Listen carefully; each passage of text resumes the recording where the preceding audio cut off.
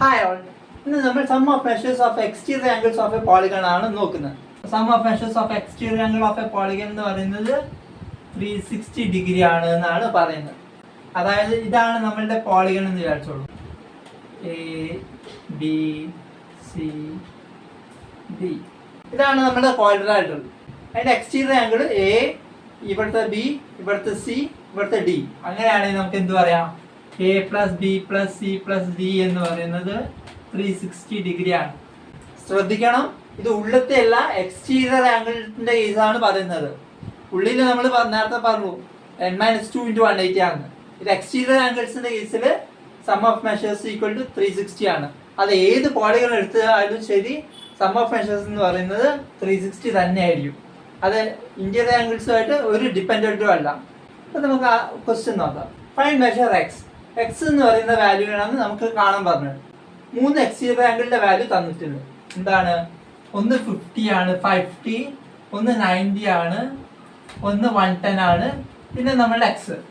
ഈ 4 കൂടി ആഡ് ചെയ്താൽ നമുക്ക് എന്ത് കിട്ടും? 360 ആണെന്ന് നമുക്കറിയാം. കാരണം എന്താ? Angle sum property. അപ്പൊ നമ്മൾ റീസൺ എഴുതണം. റീസൺ ബ്രാക്കറ്റിൽ നമ്മൾ അവിടെ എഴുതി വെക്കണം. അപ്പൊ നമുക്ക് എക്സിന്റെ വാല്യൂ കണ്ടുകൂടെ? ഇത് അപ്പുറത്തേക്ക് എടുക്കുക. അപ്പൊ നമുക്ക് x equal to 360 minus 50 plus 90 plus 110. 360 minus എന്താണ്? 50 plus 90 പറഞ്ഞാൽ 140. 140 plus 110 എന്ന് പറഞ്ഞാൽ 250 ആണ്. അപ്പൊ 360 minus 250 എന്ന് പറയുന്നത് എത്ര ആയിരിക്കും? 110 ആണ് നമ്മളുടെ എക്സ് എന്ന് പറയുന്ന വാല്യൂ. അപ്പൊ നമുക്ക് അടുത്ത ക്വസ്റ്റ്യൻ നോക്കാം. അതിന്റെ number of sides of A regular polygon whose each exterior angle has a measure of 45 degree. അപ്പൊ നമുക്ക് ആദ്യം എന്ത് ചെയ്യാം? ഈച്ച് എക്സ്റ്റീരിയർ ആംഗിൾ എന്താണ്? 45 ആണ് തന്നിട്ടുണ്ട്. ഗിവൺ നമുക്ക് എന്തറിയാം?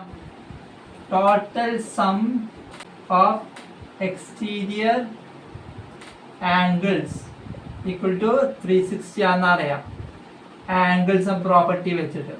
അപ്പൊ നമുക്ക് എന്ത് പറയാം? Number of sides equal to 360 by 45. 360 by 45 എത്രയായിരിക്കും? കട്ട് ചെയ്യുക. അപ്പൊ നമുക്ക് 8 സൈഡിൽ നിന്ന് കിട്ടും. 8 സൈഡ്സ്. 8 സൈഡ്സ് എന്ന് പറഞ്ഞാൽ എന്താ? അത് ഒക്ടഗൺ ആണ്.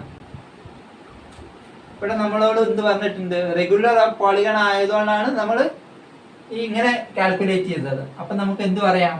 ഇത് റെഗുലർ ഒക്ടഗൺ ആണെന്ന് പറയാം.